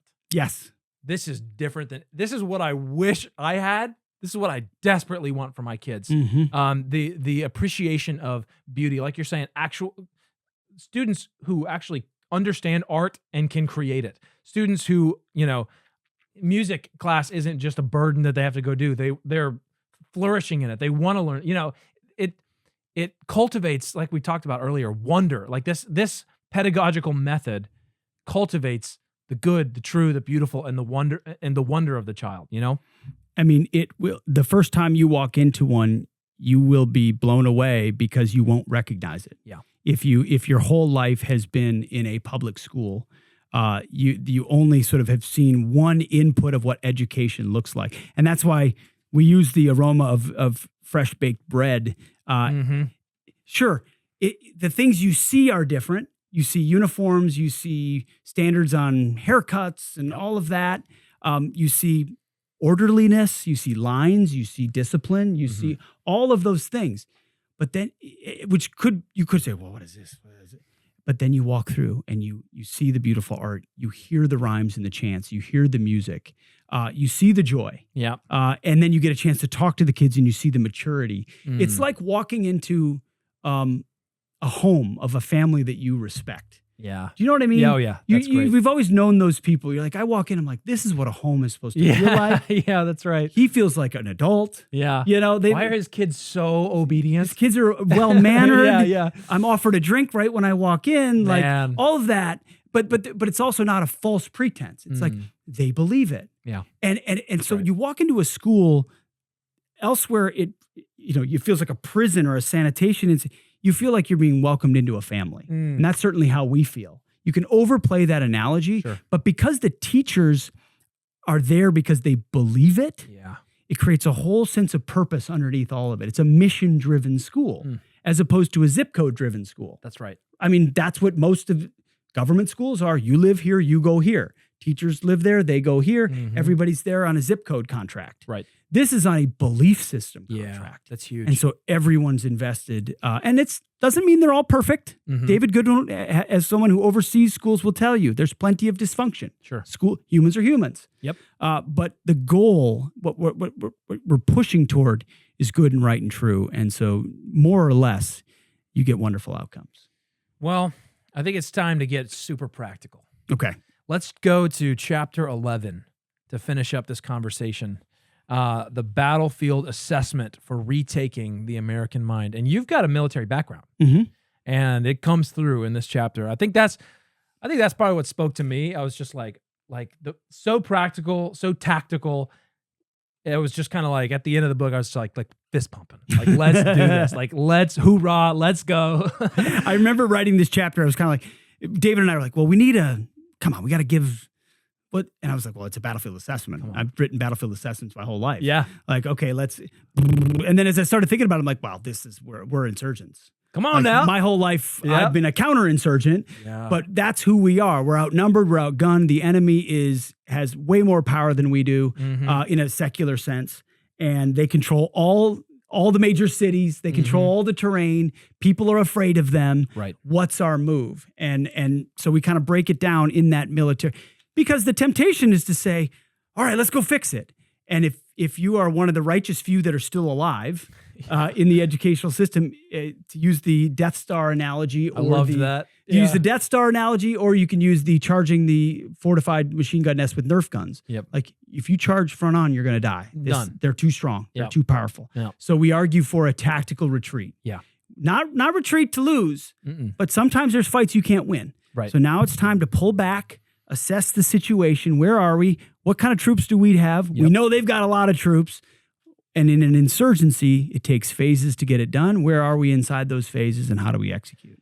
That's what I want to get into, because that was so good. Here on 221 and then on to 222, you talk about their Achilles heel, which is that they believe that their power is like Thanos, inevitable. They think that we've got this on lock. And to be fair, it's because they have for the last century. You know? Absolutely. If you're an educational bureaucrat or a leftist or a politician or a union member, you're on top of the mountain. Yeah. Virtually untouchable. Virtually untouchable. Yep. You control the entire Department of Education. You control how every teacher is certified. Man. All of the curriculum, all of the pedagogy, all of the teachers' colleges, major universities. You've created the curriculum. You've manipulated the tests.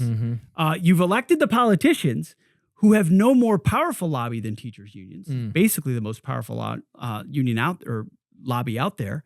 And so they're arrogant, and they're not nimble. They're slow. Right. They're drunk with power, which means they may look strong, but in actuality, if we play our cards right, they're pretty weak. Right. They just don't realize it yet, and most of us don't realize it either. Well, that's where they look so big. I loved you in the recap of the situation on page 222. Maybe you can walk us through these. They're different characterizations when you're doing military planning. Yeah, and you just try to get a battlefield assessment. You start to think, okay, what do I think of myself? What do I think of them? What do they think of themselves? And what do they think of me? Yeah. Because that'll give you that gets you outside of your own lens to start understanding what are my strengths, what are my weaknesses, what are their strengths, what are their weaknesses. So you kind of break down, when we say them, it's like the big education industrial complex, the establishment. Yeah. You know, what do they think of themselves? They know their schools don't deliver excellence. They know that. Oh, yeah. In the back of their minds, they realize it's all failing. Right. But they also know they have full control, and that if they can beat back these political attempts to create right to work or school choice, that they're going to be insulated. The public school thing is solidified in the minds of most Americans. It is. Yeah. You want the proms, you want the high school football, so they've created this nostalgia that protects them. And so that's kind of where they are. And what do they think of us? Well, right now, classical Christian education is it's a nothing. It's a nuisance. Yep. It's like these radicals out there in the woods doing their thing. Yep. They don't even really think of it. I mean, homeschooling, same thing for the most part. That's a little more on their radar. A little more on their radar because because it's been around a little bit longer, and there's been such a move to it. Yeah. Christian schools, Catholic schools, sort of, but most of them have sort of capitulated to the left-wing educational philosophy too. To get their accreditations, to get their money. So they're not really a threat at all. What do we think about them? A lot of people are afraid of them, but we've learned more about their arrogance. And then what do we think of us? And that's what this book is about. That paragraph the book is a summary, or is an overall of that. What do we think of us? Well, we think we're okay, but we're not. Yeah. And we've gotten a glimpse into what it really looks like. We don't realize how bad it really is. Right.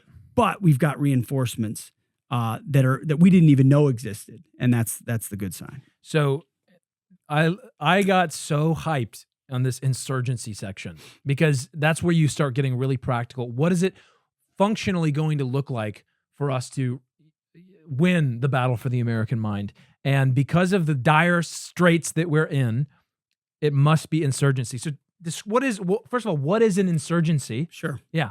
So I was a senior counterinsurgency instructor in Afghanistan. So my job was to train troops coming in, mostly American, but coalition, sometimes Afghan, give them a sense of the Taliban's capabilities and Al-Qaeda. So here's the state of the insurgency, our enemies. Here's what phase they are. Here's what their capabilities are. And here's what we as counterinsurgents have to do to try to defeat them. Insurgency historically, throughout all of time, has been the preferred form of warfare of the weak against the strong, of the small against the big. Yeah. I can't fight you in a conventional battlefield, so I'm going to maybe take off my uniform. I'm going to hide amongst the population. I'm going to attack and then retreat. I'm going to pick my spots when I do attack. I'm going to focus on the population and try to garner support. But I know that if I come out and fight you outright, I'm going to lose. And so part of it is being self-aware of what phase you are inside that insurgency. And that's what I break down throughout those pages. We did a lot of study about insurgencies and counterinsurgencies and what works and what doesn't. And phases of an insurgency, Chairman Mao actually was one of the first ones to write down the different phases that you're in. Yeah. Phase 1 meaning kind of pre, phase 2 meaning you're effectively have started your operations, and phase 3 meaning you've consolidated your victories.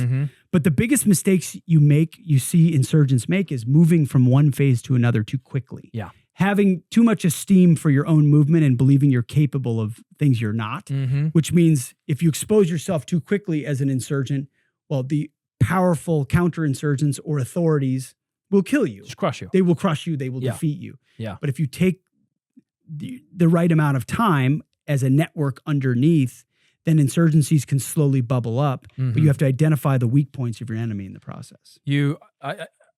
I think right after I read this section, I was like so hyped on it. I was talking to Daniel Margheim about it, but going through the actual steps of it. Step 1 being the organization and preparation phase, including the building the cells, recruiting new members, and establishing an underground network. So let's just directly apply that to what does that look like? What does that mean for us as the counterinsurgents of the classical Christian? So we're in the middle of phase 1 right now. Yeah. And that's why, while this is a solution as big as the problem, it could be a 100-year solution. Right. I'm not saying this is going to happen even in my lifetime. Sure. But I'm saying it's achievable. If we put our shoulder to the plow and do our part right now, yes, we can build from middle of phase 1 to late phase 1 in our lifetime to the point where we're ready for metaphorical guerrilla warfare. That's right. I hate you have to put. We're prepared to come out and actually fight toe to toe with the. I have to do that every time. I'm seeing the clip like Pete Hegseth calls for real warfare. against. Yeah, that's good. Metaphorical, hypothetical warfare. Right. But this phase 1 is all about building cells. So think about it. Usually insurgents at some level have been defeated. So you've got your troops are scattered. What are your capabilities? Where are they? Who are they? Who's alive? Yeah. And that's kind of where we are right now. Yeah. And that certainly 40 years ago, it was early phase 1. It was when there was these new schools were just being started. Yeah. And we talk about that to kind of give motivation. The page before is like, hey, there were these 3 schools that were kind of started in the 80s that didn't even know that they were doing the same thing at the same time. And here we go. And by 2020, there were 50,000 students in classical Christian schools. Yep. Sounds like a huge number. It's tiny compared to the yellow school bus crowd, but it's a good start. It's a great start. It's a great start. Yeah. And after COVID, it jumped to 60,000. You talk to David Goodwin. Every time I talk to him, he's saying, I can't tell you what the demand is. It's incredible. Yes. Schools are starting all over the country. Glory to God. Like Amen. that was the point of this. Yeah. So the insurgency is gathering. Cells are schools. Start schools. Yeah. Cells, recruiting new members. That's what the book's about. That's what this podcast is about. People that aren't just like, oh, I know about this, but they become evangelical converts to the cause. We need to sell them on this. Sell them on it. Yeah, absolutely. Yeah, and that's one of the things that I've loved about the CREC is that I think every time when I first visited a CREC Presbytery meeting, I was just talking to different people because we were just getting this classical Christian education red pill, as it were. And I even got one of my donors gave me a big check to go like investigate what would it look like for you guys to start a classical Christian school, because we had been seeing this. I told them about it and how exciting it was. But when I talked to these guys at the CREC, I think every CREC church that I talked to was also associated, or pastor that I talked to was also associated very intentionally with the classical Christian school. It is high priority in this denomination, which is huge. That was huge for me. That's one of the reasons why I came this direction, because they saw that if we want to see cultural reformation in our country, we have got to aim at education. Absolutely. We've got to. And I came at our CREC church in the other direction. So I came to the school and then realized, well, I would like to be a part of a church that reinforces these things too. And that's the point, is the network starts to connect. And this part of this phase one is also waking up churches to their responsibilities. Yes. And the book outlines the abdication of the responsibility of education amongst churches for decades. So who are the good guys? Where are we? Okay, how do we position ourselves? And then we just build. Quietly build. And you don't need to make noise. You don't need to, I mean, sure, you do podcasts, you talk on Fox, you write a book, you got to spread the word. Yeah. But the unions are like, this is educate. They're back in the hinterlands doing this stuff until it's 100,000, and then it's 150,000, and it's 200,000. Now you've got, and then you're starting teachers' colleges, and then you're starting universities, until the point where they say, well, this thing, but then the fruits start to come out of it. You say, okay, this leader came out of classical Christian school. This guy, wow, he's brilliant. He can, and then they start to say, well, this thing might be a problem for us. So part of how you move into phase two is identifying how your enemy sees you and how they attack. But it's also being proactive. Like when I talk about phase two in the insurgent, I don't talk about things like we don't talk about things like educational choice until later in phase two. Because if we get too ahead of ourselves and we don't have the capacity built to absorb demand, that can be a problem too. Huge, I want choice for everybody in education. And I think my tax dollars should follow my kids to wherever they want to go. But if I do that now and there's no network of schools, they'll try to ramp up demand for it, but you'll still have a lot of unsatisfied kids leaving public schools and going to slightly better private schools, but not really better alternative. I want a robust network of classical Christian schools that can absorb the demand of parents that say, I have a choice now. I want something better. Well, and so it's all about timing. And so it seems like there's I'm not sure how clear these phases are in your mind, but I'm wondering about in the second phase, you talk about the guerrilla warfare phase, includes targeted sabotage, delegitimizing attacks, and establishing a parallel structure. Would you say we're kind of flirting in that realm at this point? Because I see, like, especially in COVID and the CRT madness and the LGBT madness that's going on in schools, there's now, that's like what's the guy who exposes James O'Keefe. Kind of, it's that kind of thing where it's like libs of TikTok, what she's doing. Just really exposing all the madness to the rest of the world. That's the delegitimizing section. 100%. So the phases are very overlapping. That's what I figured. Insurgency is not a science; it's an art. Yeah. Okay. And so you really, it's getting a sense of where you can push and where you can pull. But of course, delegitimizing your enemy is a huge part of insurgency. I mean, that's what, to use the Afghanistan example, that's what the Taliban did for 2 decades.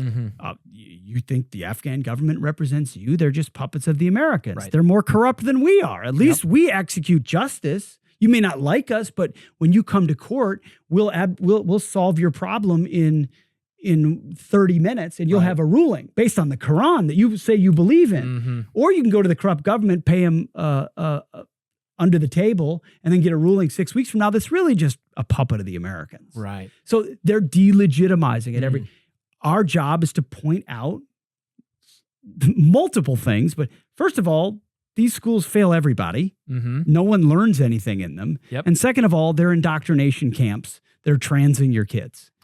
And that's an ongoing thing to just raise the awareness as a word of the left.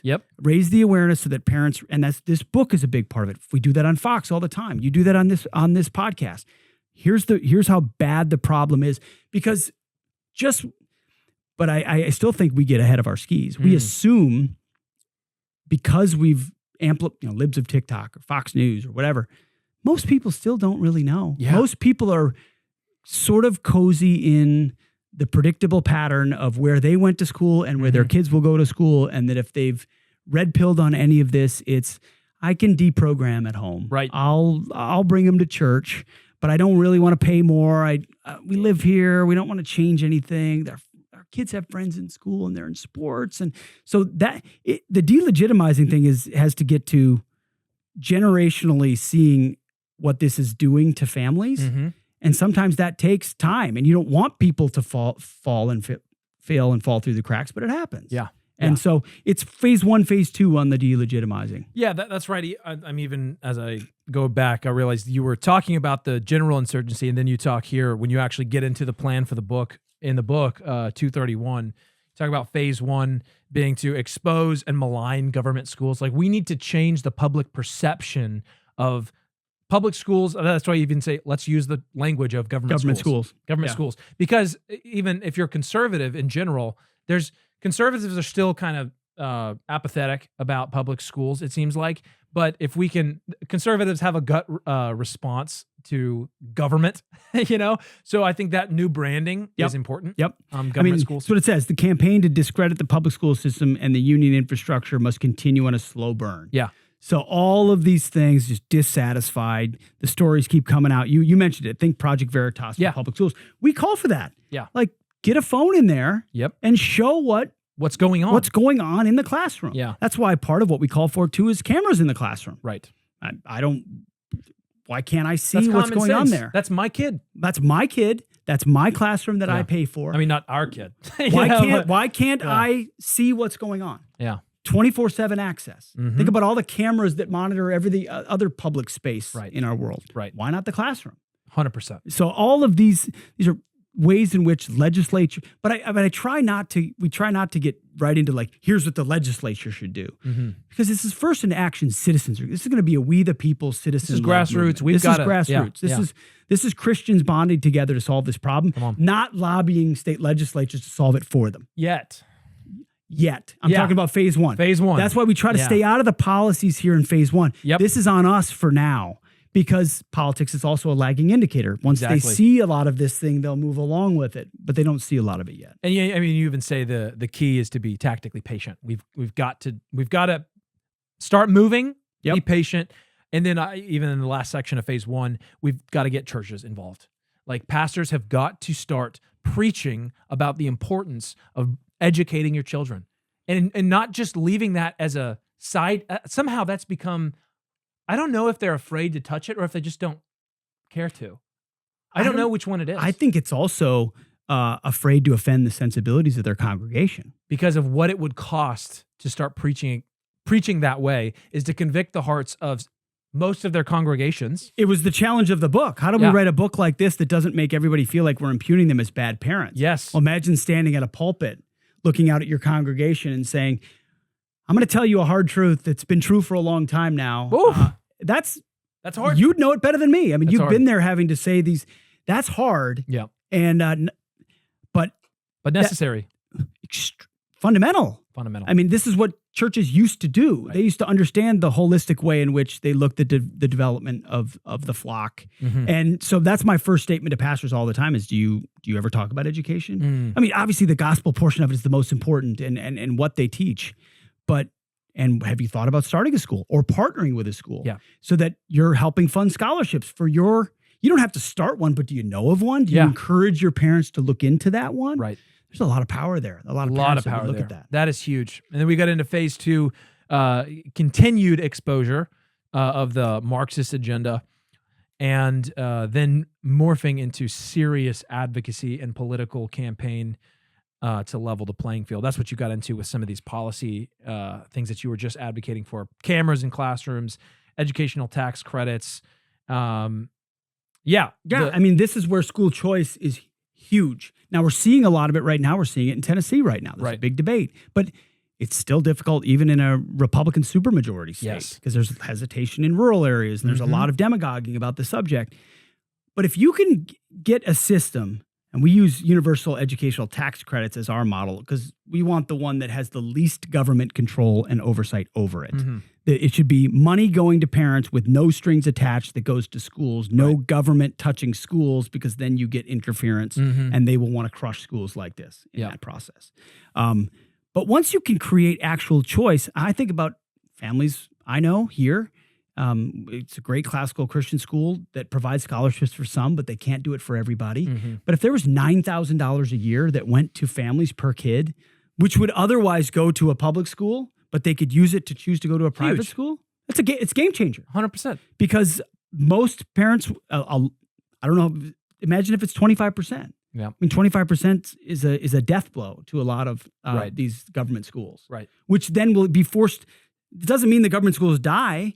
It means they're forced to actually up their game and try to compete. Now, I don't think it doesn't mean they're going to suddenly become Christian or find their compass, but maybe they'll teach kids to read. Yeah, that's right. If there was just a little bit of competition. Just a little reading and math. Yeah. That's good, because then you have capable citizens who can otherwise seek knowledge, but are being failed by these institutions. So the whole system is meant to create competition, which craters this monopoly, which controls the minds of kids. So yes, phase 2 gets into, you're trying to defund the unions. You're trying to get rid of these mega school districts into smaller districts. So you've got more opportunity for local control, which still doesn't really work, but the more choice you have, the more it can work. So you're starting to work into local school boards, video cameras, and then school choice. And I think that school choice gets us around the on page 236, I pay property taxes, so my kids should use the local school's excuse. That's the biggest one.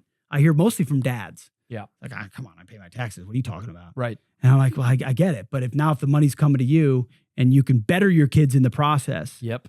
And we write here, phase 2 could end up being a very long phase. I don't know how long that takes, but thankfully we're starting to already see school choice really become a move to the forefront.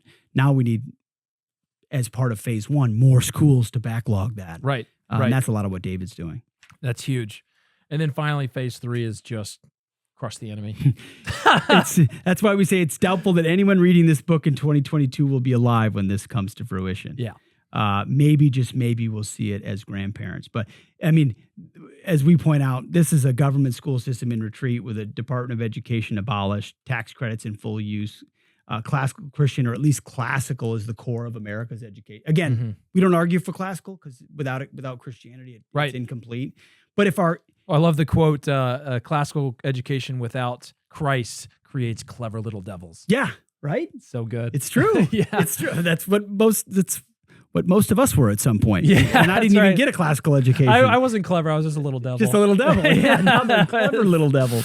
But what we try to lay out is you can see what it could look like and how it's a part of, the revitalization of the church and the family are more important, but this is a fundamental part of what a reestablishment of putting Christ at the center of our country and giving a hope for our country would look like. Is if we're somehow winning this educational battle, then we're doing a lot of things for the kingdom and for our kids. Amen. And then you end this section with inaction is not an option. We mentioned that briefly earlier, but I love the illustration you use about being in the crosshairs, basically. In the kill zone. Zone. We are in the kill zone currently. If you don't realize it, and the phrase we use in the military is the X. If you're standing on the X in an ambush, you're dead. That means the enemy's guns are pointed at you.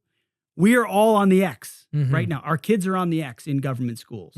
They are being accosted and assaulted on a daily basis with evil ideologies that are corrupting their mind, that are corrupting their affections and leaving them incapable of seeking the kind of wisdom that's required. And they're certainly not exposed to God's truth, which is the beginning of that wisdom. So they're totally defenseless.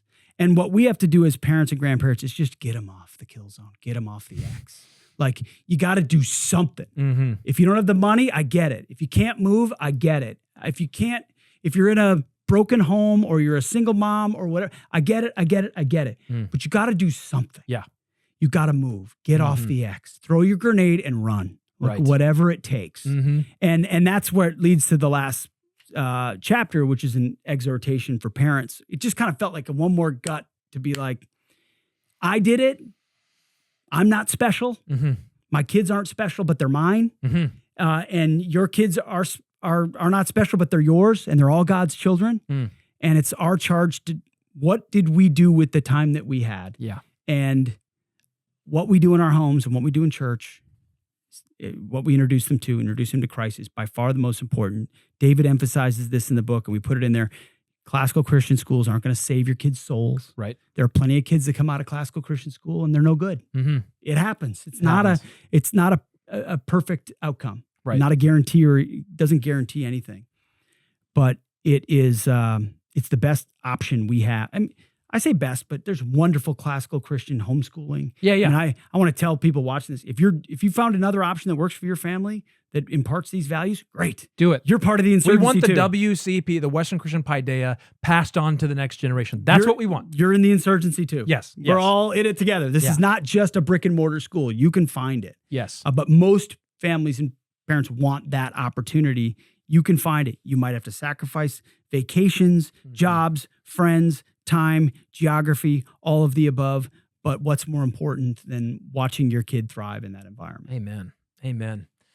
Man, that is great. This has been so awesome having you here for this. No one's put me through the ringer on this book like you. I'll tell you. Yeah. It's good. I think I put you through about a 6-hour ring. You probably did your interview circuit like 30 minutes to an hour on the things. Absolutely. And here I come with like that is the most thorough examination of this book. No, but I really appreciate it. And I'm going to see David in 2 days. And I'm just so grateful to God for a partner like him. It was providential that we met. He's an amazing human being. He's been there at the beginning. And we are humbled by the blessing of this book that has sold far beyond what we could have imagined, and thankfully reached changed a lot of lives, but only because of all glory goes to God. Amen. Well, is there any a final word of encouragement or anything to the viewer who is just being introduced to this stuff that you might have for anybody? Keep digging, keep reading. The more you see it, the more you can't unsee it. And if you're someone who you may not have learned any of this, you probably didn't. I didn't either. Yeah. So don't be afraid by your don't let your lack of knowledge prevent you from seeking that knowledge for your own kids. Our ignorance is not an excuse to give wisdom to our kids. Man. And I see that time and time again. So don't be afraid of it. It's empowering once you see it, but it's devastating if we deny it. And that's why when we were writing this and I didn't have all my kids in classical Christian school, it felt like a ticking clock. And I think when you read this book or you watch this podcast or you read more about it, the clock's going to start ticking in your head, especially if you have kids who are in school right now. What am I doing? What am I doing? Yeah. They're not getting what they could or should, and not in an elite, pay a lot of money way. Forget all that. That's all garbage. Is Christ at the center? Or are they seeking wisdom and truth? And that's what classical Christian education does. Amen. It's a beautiful thing. And to tag on along with that, I just think about what will the great-great-grandchildren, when you're dead and gone, what will the great-great-grandchildren of Pete Hegseth say? They will be enculturated into a classical Christian paideia for generations now. I mean, you think of you've got how many kids? Amen. That's the hope and prayer. You got 4 kids, right? We have a blended family of 7. 7, that's right. Yes. So you got a blended family of 7, and then those multiplying out, they have 3, 4, 5, 6, 7 kids on into a couple generations. You're looking at hundreds, if not thousands of people who can look back to what the sacrifice that you made with your family to say, we are going to move our entire family to go plug into a church community and a school that will bring our children up in the fear and admiration of the Lord. There will be thousands, if not hundreds of thousands. Actually, what the Lord says is to 1,000 generations. So perhaps millions of people that can look back to the decision that you made with your family to put them there. And it seems that it's what I'm saying is it's not trite. We've lost the ability to think generationally, I think. Yeah. So I want you guys to think about that. Think about what will your great-great-great-grandchildren say about you? Man, he made the sacrifice. It's humbling, yeah. Yeah, he moved and set our family on a trajectory that impacted thousands of people. Huge. Let's pray. Come on. Come on. I love it. I love it. Okay, well, with that, thank you for this time. Though. yeah, no, thank you amazing. so much for this time, man. It's been awesome. And with that, I'm going to leave you with my charge that you would go and build, defend, and expand the kingdom of our Lord Jesus Christ. Amen.